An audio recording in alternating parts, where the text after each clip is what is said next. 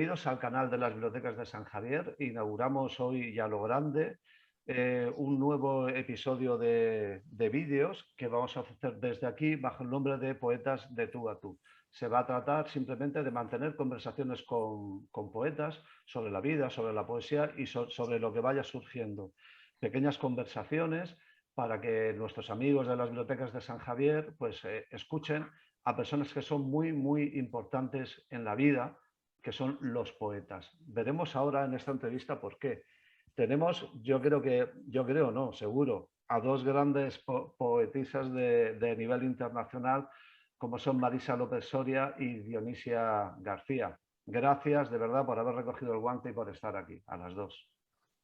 Muchísimas gracias a ti.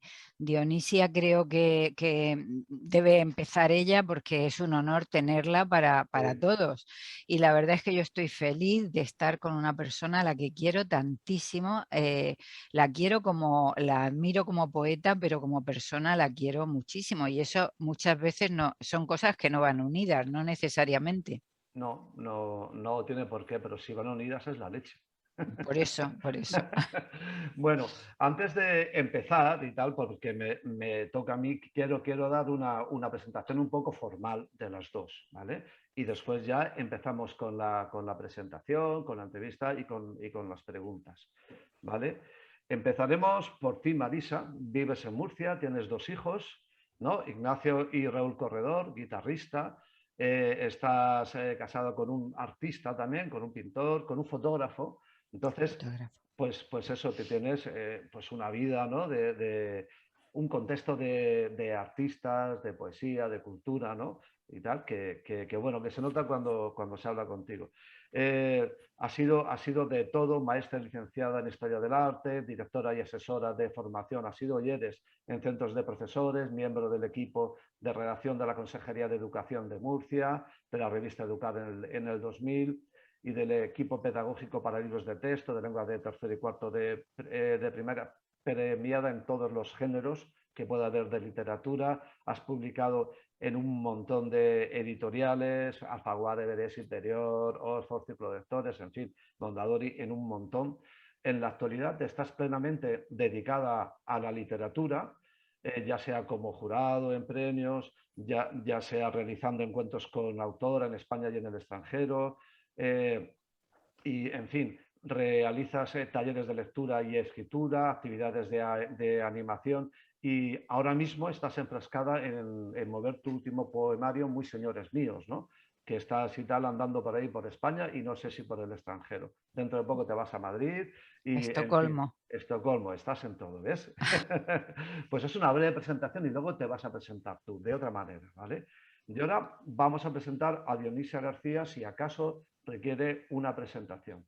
Podemos decir que nació en Fuente Álamo en el 29, pero que es murciana de adopción y derecho. Y a mí me gustaría, para presentarla, que podríamos hacer una cosa muy, muy amplia, leer la semblanza que hace de ella el Instituto Cervantes, que me parece muy, muy acertada, ¿no? Las palabras muchas veces están, y lo digo de verdad porque yo trabajo en esto, vacías de contenido, en el sentido de que tú puedes presentar a alguien con unas palabras, unos adjetivos, y eso te vale para cualquier persona, porque no significan nada, ¿verdad? Es el truco este, ¿no? De una gran persona que ha hecho cosas, ¿no? A lo Rajoy, ¿no? Sin embargo, a mí me gustó mucho, ¿no? La semblanza que le hace el Instituto Cervantes, y es así, es cortita. La poesía de Dionisia García es de timbre elegíaco, con su habitual carga de remuneraciones y de pérdidas, aunque sin precipitarse por la pendiente del patetismo fácil, del que le salva su propensión moral al equilibrio y una mirada en busca de esencialidades. No son palabras vacías, ¿eh? Todo ello se expresa con un tenue fraseo melódico y un lenguaje en segundo plano. Quien conoce su poesía lo ve, ¿no? Al servicio de un lirismo en el que los avatares del yo aparecen fugazmente, apenas siluetados sobre el cañamazo, y esta palabra me gusta, del poema, ¿no? Me parece perfecto. No sé quién te lo escribió, Dionisia, pero me parece una semblanza muy, muy acertada, muy breve y muy bonita. Bueno, tus libros, El vaho en los espejos, Antífonas, Voz perpetua, etcétera.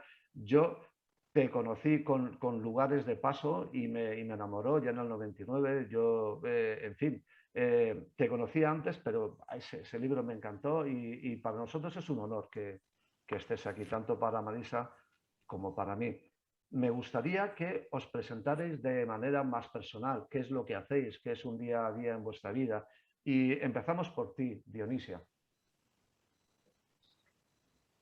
En el día a día, mi trabajo es la escritura, la lectura, ocuparme de otras cosas que son ajenas a esto y hago también prólogos, reseñas, en fin, hacia afuera, apoyo a las personas que ahora comienzan y les digo siempre que no me tienen que agradecer porque son jóvenes, la mayor parte de ellos, que ellos me dan el aire de su juventud y yo les transmito mi experiencia.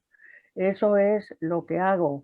Yo nací, como has dicho, en Fuente Álamo de Albacete en 1929. No me importa decir la edad. Mi madre murió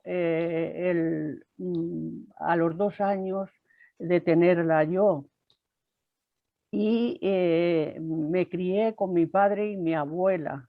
Después, más tarde, viví una guerra civil a los 7 años, o sea que las experiencias son muchas.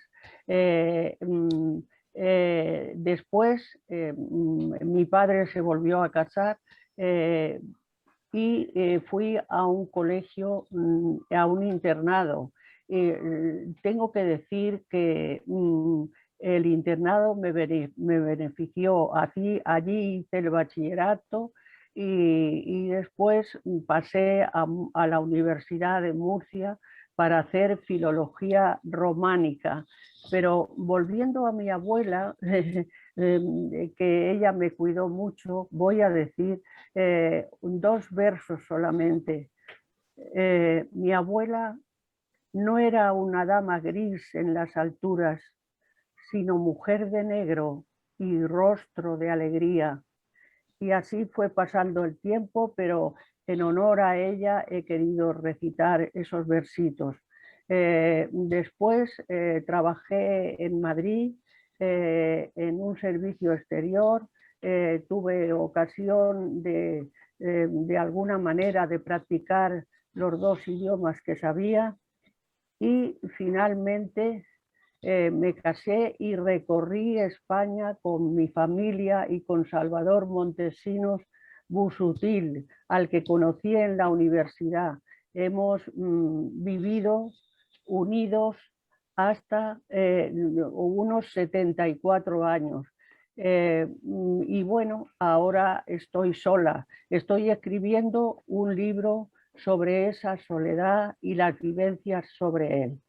No sé si me he pasado de tiempo, pero ahí está todo. Y ahora continúo, tengo varios trabajos preparados y voy a renunciar a estas cosas que en realidad son necesarias, pero para la gente que comienza, yo quiero terminar y quiero escribir aquello que para dejarlo todo bien arreglado.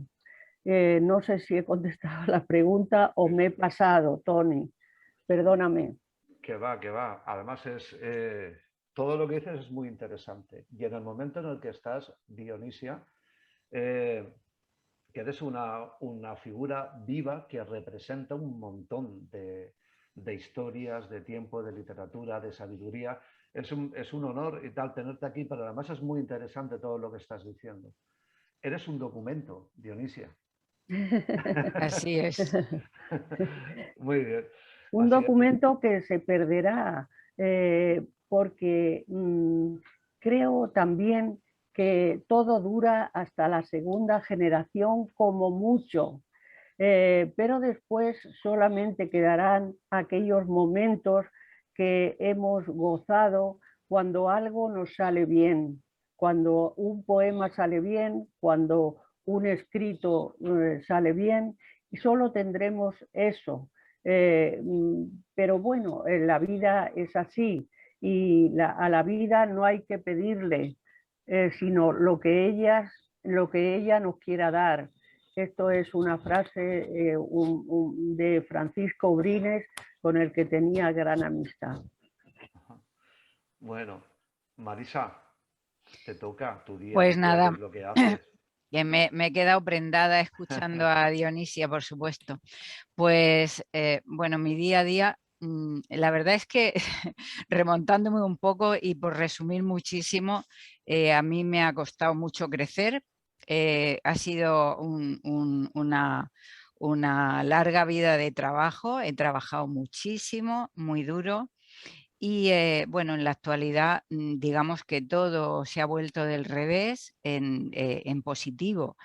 Estoy viviendo una época muy dulce con mi marido, con Frederick Volkringer, el fotógrafo que mencionabas antes. Y bueno, y estoy pues haciendo lo que más me gusta, que es escribir, publicar, estar en contacto con los niños en ese maravilloso taller que tengo desde hace 20 años, que se llama La Cometa, en la Fundación Caja Murcia. Y en la actualidad me están pasando cosas tan increíbles que no me voy a resistir a comunicaros dos noticias estupendas. Una es que, bueno, sabes que iba a la Casa Encendida a presentar, voy a la Casa Encendida mañana a presentar el libro de Ellas vuelan, que es una recopilación de poetas del siglo XX fallecidas y poco traídas a colación, digamos, a pesar de que son famosísimas, entre ellas Gabriela Mistral y, bueno, muchísimas poetas. Ese libro es una preciosidad, Ellas vuelan. Y mi poesía, que fue a la muerte de mi padre, bueno, pues sentí la necesidad de volver a cambiar el registro y escribí Muy señores míos. Bueno, pues las noticias es que esos dos libros me llevan primero a la Casa Encendida y segundo al Instituto Cervantes de Estocolmo, donde donde ayer me invitaron a una recepción con los Reyes, porque van el día 23. Eso por un lado. Y por otro lado, acabo al abrir el correo y abrir para hablar con vosotros, me encuentro que me han concedido una beca, el Ministerio de Educación y Ciencia, de movilidad, para irme a París este invierno ya. A partir del 15 de diciembre me puedo marchar a París para escribir, y eso es una maravilla. O sea que fíjate que dos noticias te estoy dando. Qué Una bien. cosa además detrás de otra. Va a ser muy, bueno, es que estoy muy impactada. O sea, son regalos que te hace la vida, como lo que la vida te da, como decía Sí. Dionisia. Qué bueno, joder, me dejas boquiabierto, Marisa, qué bien. Que Sí, sea sí, esta sí. entrevista el... Sí, sí, ha sido Qué increíble. bueno. Muy, muy, Bueno, bueno, una maravilla. pues lo dejamos aquí. Qué bien, oye, pues enhorabuena, te lo mereces y disfruta. Desde Y luego, voy a disfruta. intentar, porque me Sí. estoy, o sea, creo que son demasiadas cosas de golpe, son muchas cosas de golpe, pero bueno, voy a disfrutarlas e intentar sacar lo importante de todo eso y dejarme de tonterías, porque es verdad que esto, bueno, pues eso, ¿no? Los nervios de, ay, que me pongo y no sé qué, pero bueno, lo demás, o sea, realmente es muy bonito, para mí un honor en cualquier caso, y va a ser todo una fiesta, indudablemente. Hombre, y que estés escribiendo en París y todo eso, luego, ¿sabes? Lo vamos a Sí, recibir nosotros, o sea que para nosotros también es una buena noticia, sí, bueno, ¿vale? me hace una ilusión tremenda, Qué bien. tremenda. Bueno, vamos a continuar con Poetas de tú a tú, con estas dos poetas maravillosas. ¿Os gusta el tema poetisa? Es una pregunta que no está en el guión, pero... Bueno, vale, Marisa, dilo tú. A ver, te diré que a mi madre, por ejemplo, le Sí. encantaba la palabra poetisa y que la utiliza muchos poetas, la siguen utilizando, pero yo prefiero la palabra poeta. No sé qué piensa Dionisia. Bueno, yo pienso que Aristóteles, cuando se refería al poeta, era hombre o mujer, porque la poesía es una y no hay diferencia si el poema tiene lo que tiene que tener entre un poeta y poetisa, que es es aprobado este término por la Real Academia. Poetisa. Yo también utilizo poeta, porque además el poema es uno, es único, se desentiende del poeta o de la poeta, es único. Nietzsche decía que el poema se independiza porque el poeta tiene las ideas, pero no es capaz de saber el resultado. Él no sabe el resultado. Él propicia en la soledad la venida del poema, pero no sabe lo que va a pasar. De modo que he ahí la independencia del poema, tanto del poeta como de la poeta. Entonces es mayoría, yo también poeta, desde luego, no lo veo. Además, poetisa parece, oye, que la Real Academia lo admite y es Sí, estupendo, también admite otras cosas, ¿no? Pero, claro, pero, pero vamos, y tal, me parece que no tiene ningún sentido y tal. El poeta es el sí, poeta. efectivamente. Vamos a seguir porque si no nos perdemos. Nosotros hablamos mucho. Y... A ver, siguiendo con el tema de la poesía, ¿no? Y tal, que pudiera parecer que la poesía es algo erudito, para entendidos. Y yo me gustaría que comentarais si eso es así o no, o puede ser a la vez para entendidos o popular, si la poesía es erudita o popular, o quizás las dos cosas. Empieza Marisa y después continúa Dionisio.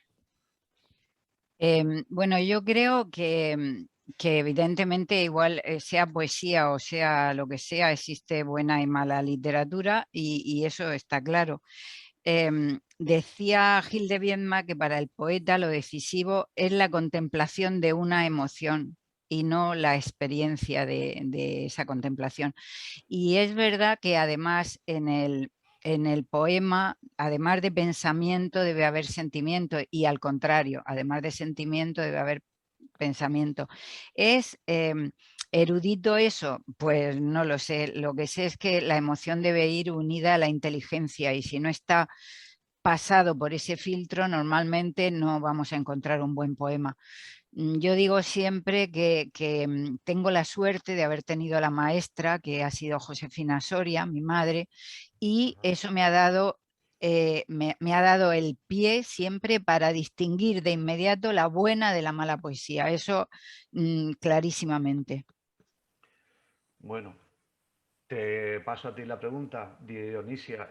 ¿La poesía es para todos, es popular? ¿Es, sin embargo, algo erudito para unos pocos, para quienes las entiendan? ¿Hay poesía popular y poesía erudita? El erudito es aquella persona que, aparte de la rama de letras, sabe de otras cosas. Es una especie de científico y toca muchos puntos. Por tanto, yo creo que la poesía tiene que ser clara, ¿eh? De hecho, hay un grupo de poetas que son los llamados poetas de la poesía clara, que se entienda que el lector, cuando está leyendo el poema, sepa dónde quiere llegar, porque el lector y el autor de dicho poema van a la par, es decir, van paralelamente. Entonces, el transmisor, que es el poeta, también se siente comprendido por el lector.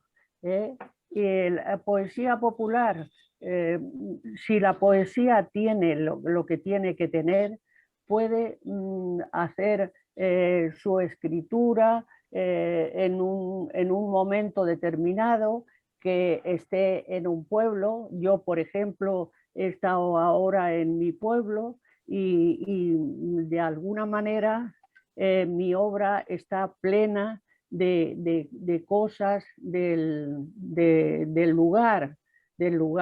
Por tanto, si la poesía tiene lo que tiene que tener, no tiene por qué ser popular.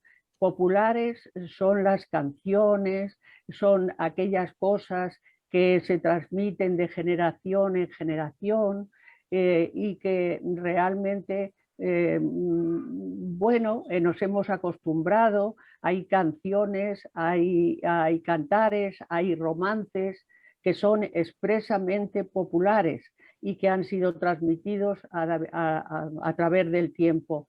La poesía es eso, si tiene lo que tiene que tener. La erudición del poeta cuenta indudablemente. El poeta tiene que ser culto, tiene que tener, por ejemplo, Miguel Hernández, del que se va a leer, que lo vas a leer tú, un bello poema. Era un poeta que no tenía... Ay. Perdón. No, se te oye bien. Sí. No, un momentito, ¿eh? Yo, a propósito, Toni, de lo que está diciendo Dionisia, quiero leer un poema suyo, porque... Bueno, sigue si quieres, no importa que se... Dionisia, es que fíjate que he preparado de tu obra completa, he preparado algunas cosas y tengo aquí ya que hemos nombrado a tu tierra y que también era la de mi madre, he encontrado Tarea Inolvidable, que es tan bonito porque es tan claro, tan sencillo y tan de Josefina y tuyo al mismo tiempo. Dice: conmigo el campo, flores del azafrán y rocío en los pétalos, las manos entre rosas, en el bancal mojado, tierra heladora y blanda bajo el sol indeciso, y nosotros dispuestos a mondar, a descubrir estigmas que serían pasados por la balanza fiel. Es precioso. A mí este tipo de poemas me encantan, me gustan muchísimo, porque creo que saber encontrar las palabras que al final son palabras gastadas, palabras usadas, sacar tanta música de ellas, me parece muy hermoso. Y lo más complicado, lo más difícil, justamente por la claridad, porque también se puede ser claro y prosaico, y en este caso está claro que es pura poesía. Muchas gracias, Marisa, por acordarte de ese poemita, porque el lector escarba mucho y en ese escarbar tú te has encontrado con ese poema. Sí. Además, La monda del azafrán, mi madre era uno de sus relatos, porque también es muy manchego, es algo muy manchego y muy vistoso, muy visual. Sí, así es. Bueno, Toni, ¿por dónde iba? Continúa. Bueno, estábamos hablando del erudito y de lo popular. Del erudito. Como he dicho, el poeta tiene que ser culto y tiene que saber además todas las cosas que tienen que ver con el poema, porque decía Eloy Sánchez Rosillo y que se van a enterar de lo que cuesta un peine, los poetas que ahora empiezan, porque luego viene la corrección. El poeta tiene que saber que las asonancias en fin de verso, por ejemplo, hay que quitarlas y cambiarla por otras palabras. que no se pueden repetir, en fin, todo un compendio de cosas que hay sobre el poema, para que tiene que tener ritmo. Si escribe sonetos tiene que estar rimado y bien rimado, en fin, todas estas cosas. Hay poetas que siguen escribiendo ese tipo de poemas y que no son fáciles, entre ellos Carlos Murciano, que siempre escribió en sonetos y son una maravilla. Él sabe todo lo que hay que saber.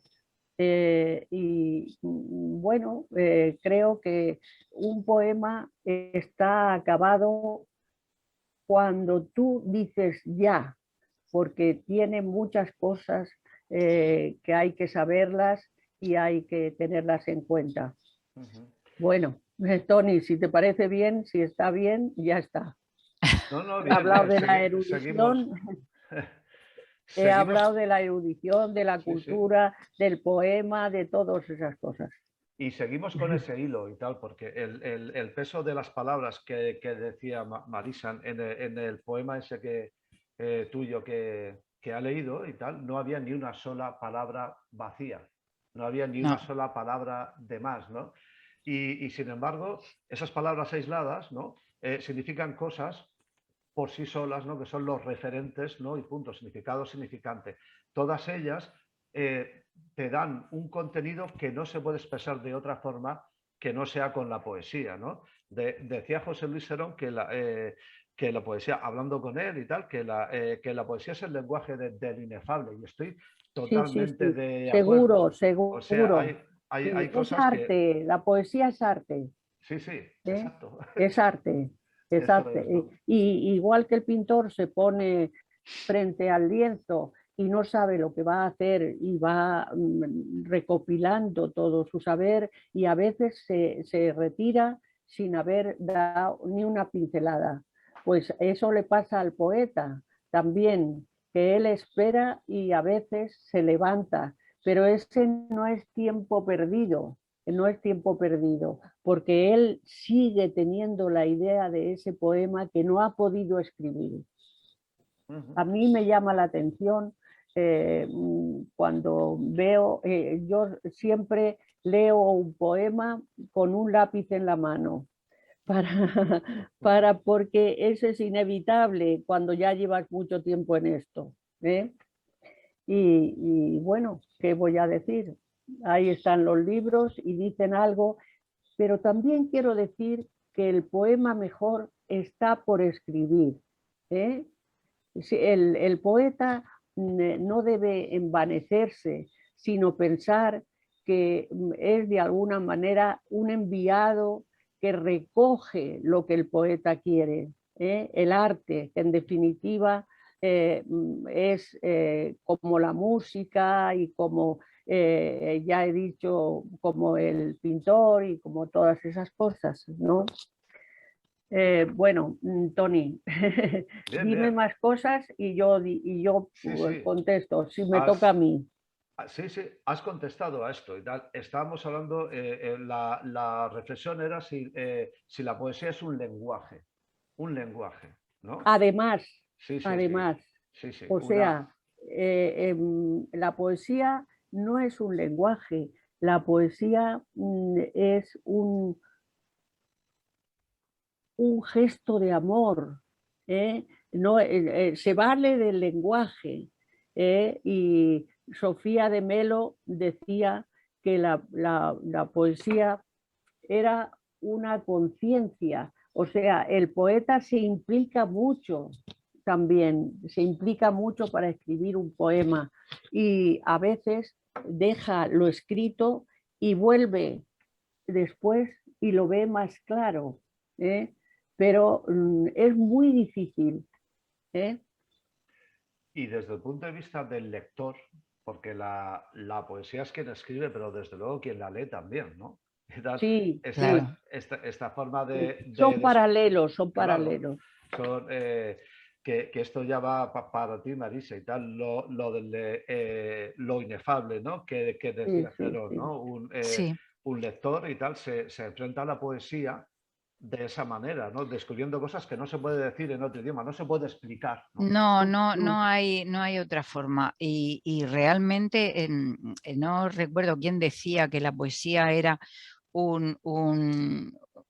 una mediación entre los dioses y los hombres, ¿no? Porque realmente es que realmente es pura magia. O sea, cuando yo no entiendo que la gente tenga esos raptos que hay que tener continuamente, o sea, que vienen cuando vienen, además de que luego exista el trabajo, pero la poesía tiene algo de divino, tiene algo especial, y realmente los que nos atrevemos con la poesía de vez en cuando, tenemos que ser muy prudentes y muy cautos, y sobre todo ser honestos con nosotros mismos y revisar 100.000 millones de veces el poema, porque, a ver, las palabras están ahí para todos, ese es el tema, pero la elección de las palabras y la combinación que hacemos con ellas es el resultado de un trabajo muy profundo, y que además de lo que hablaba yo antes de la inteligencia, del oculto que hablaba Dionisia, requieren también de o sea, de quitarse el traje de la vanidad por otro lado, y ser absolutamente humilde hasta dejar en esencia los versos.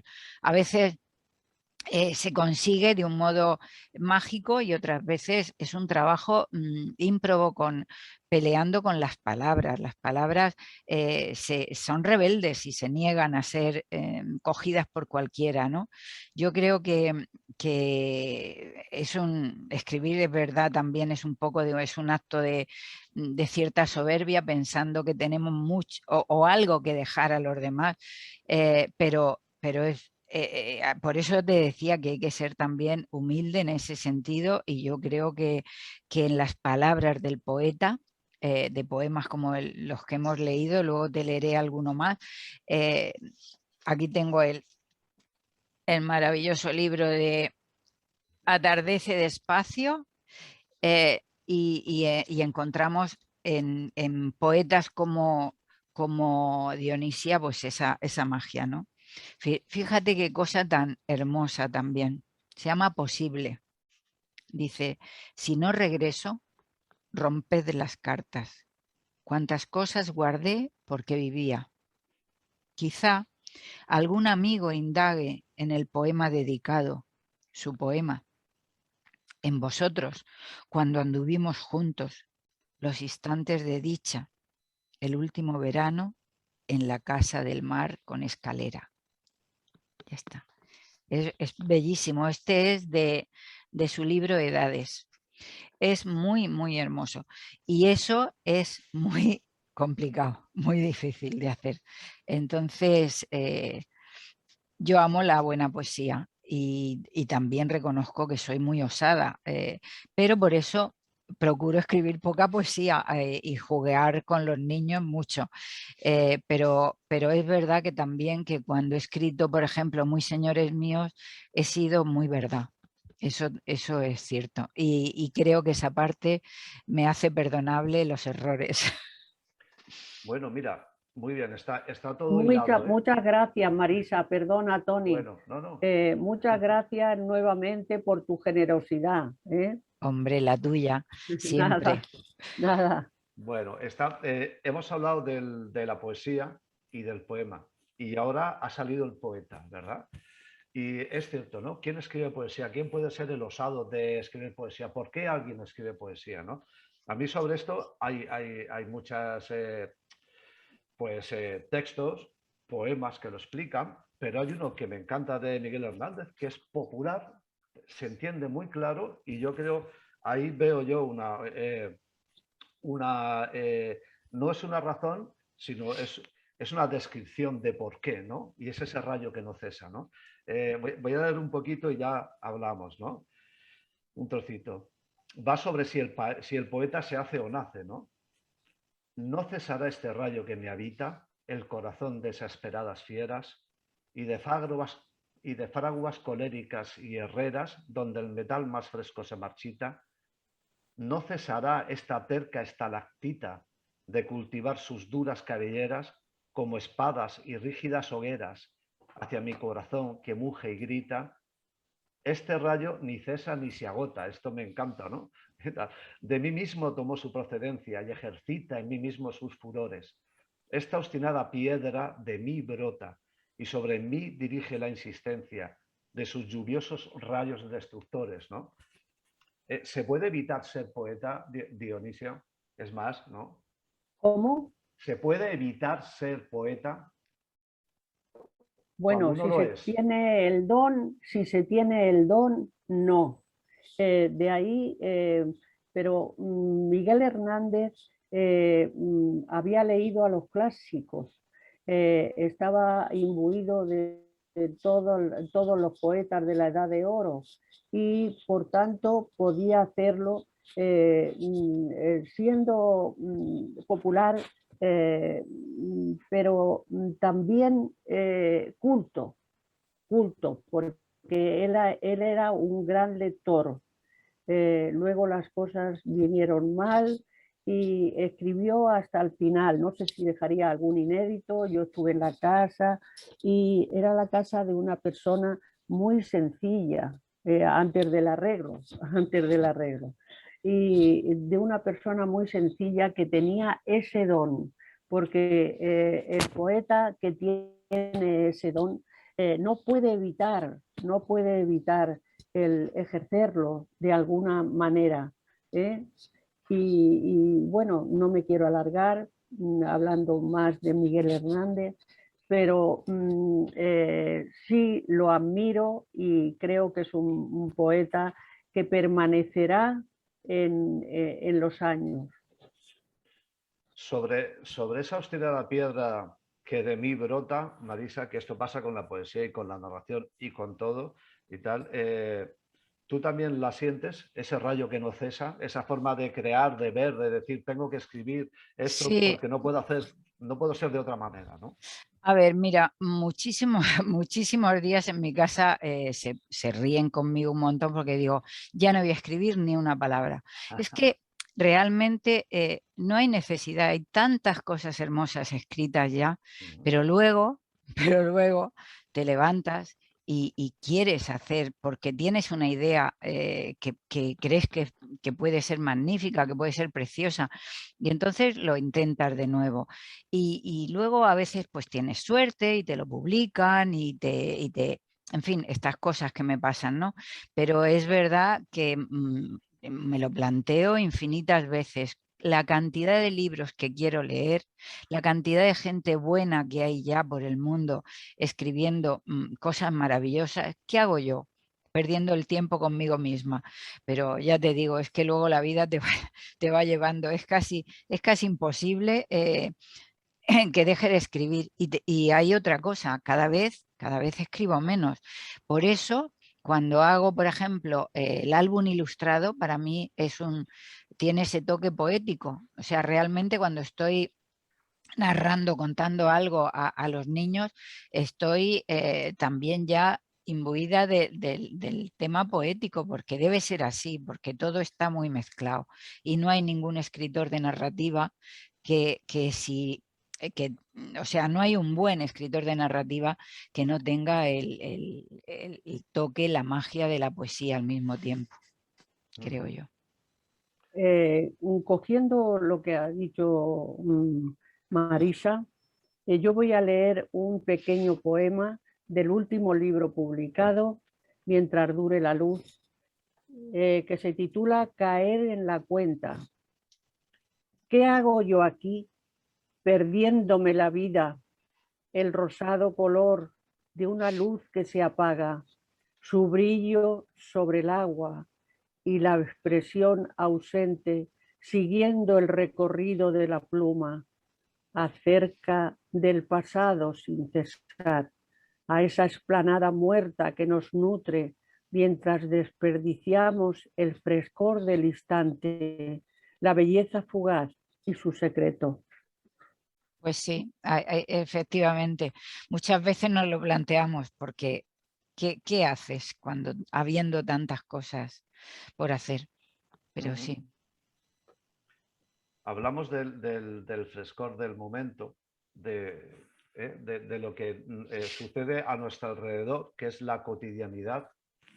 Y sin embargo, un poema y tal hace de esa cotidianidad algo excepcional, ¿no? Cuando lo narras, cuando lo lees, ¿no? Porque cuando estamos hablando de vosotras que escribís poesía, pero también hablamos de nosotros que leemos poesía, ¿no?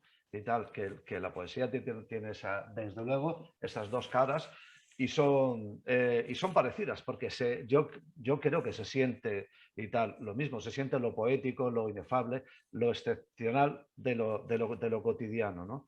Y esta es la última pregunta antes de acabar, o la última pregunta, el último comentario, que es tratar un poco sobre la excepcionalidad y la cotidianidad en lo poético. ¿Cómo es eso, ¿no? De extraer algo cotidiano y hacerlo excepcional? Y eso, Dionisia, por Dios, eres una maestra.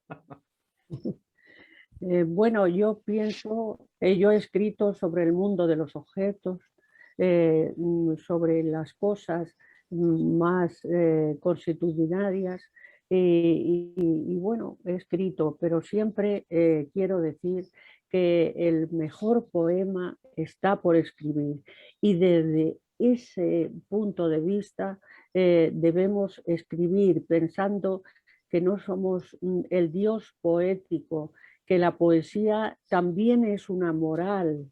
¿eh? Lo decía Sofía de Melo en sus poemas y tal. La poesía también es una moral, es un acto de amor y de alguna manera ese acto de amor lo debemos hacer con humildad, con perseverancia, pero casi oculta, que el lector vea solamente los resultados sin que se quite ese temor de no haberlo hecho bien. Y así debemos caminar quienes escribimos prosa o verso, porque decía Borges, el tema manda, y hay cosas que la poesía rechaza, que el poema rechaza. Y por eso también hay que tener mucho cuidado con las palabras, con los argumentos y con toda la totalidad del poema. Marisa, una cosita, perdona, y te doy la Dime. palabra, pero antes de darte la palabra, que quiero decir que tú, por ejemplo, con esto de la cotidianidad y la excepcionalidad en el mundo de la literatura infantil, que yo creo que es dificilísimo, dificilísimo y tal, tú haces los guiones, los cuentos, las ilustraciones con los textos. Eso es hacer excepcional algo muy cotidiano, ¿no? Lo que se dice infantil, cualquier cosa, ¿no? Que sucede y tal, ¿no? Sí.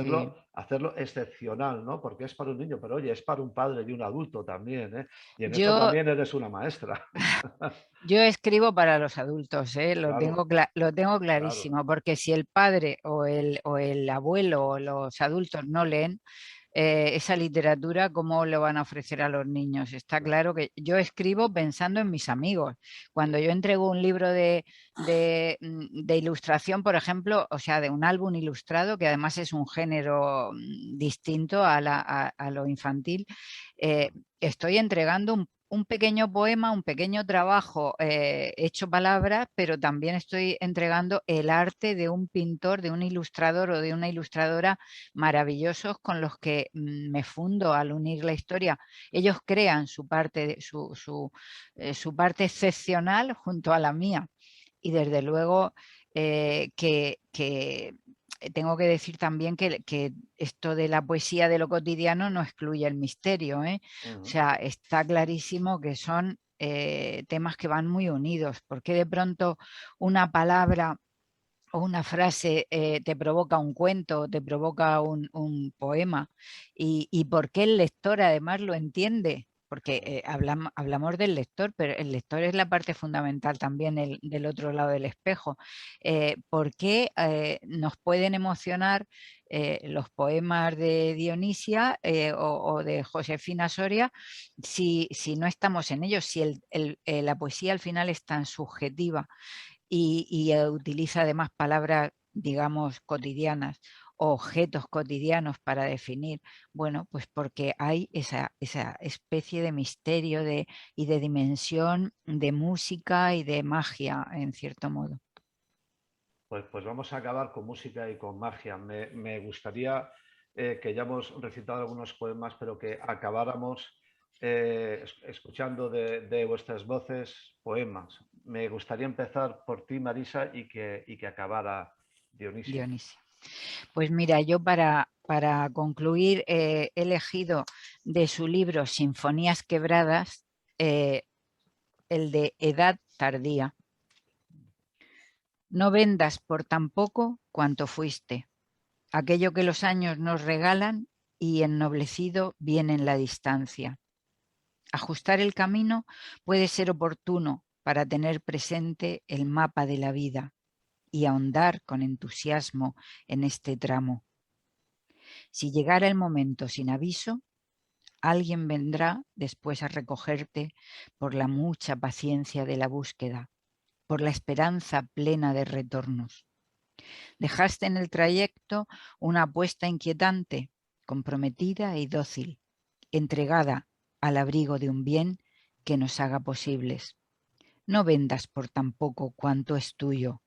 Déjate merecer. Has sido y estás siendo.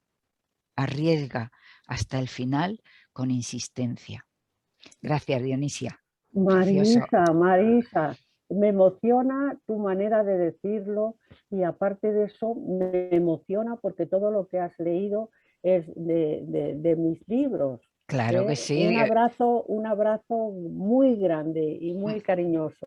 Para ti, que eres maravillosa, Dionisia. Nada. Bueno, nos vemos. Venga. Voy a leer El Rincón del Sueño, que tiene que ver con lo que antes hemos hablado, con mi trayectoria vital y también con mi trayectoria para que veamos cómo traemos siempre la memoria, los recuerdos. El Rincón del Sueño. En la mañana era el lugar alegre, puertas de par en par abiertas, forradas de latón y clavos. Entraba el sol hasta los escalones, sin poder aclarar el interior oscuro. Me vestían de negro y luego me llevaban al lugar conocido, para que entretenida les dejara su tiempo. Con anhelo aguardaba el beso de mi padre, y subida a su altura, todavía en los brazos, miraba aquel entorno. Veía cosas diferentes: abanicos, muñecos, caramelos, botellas con aceite, zapatos de charol y baratijas que podría tocar. Sin querer, me pregunto, ¿era el bazar, la tienda o tal vez un antiguo paraíso?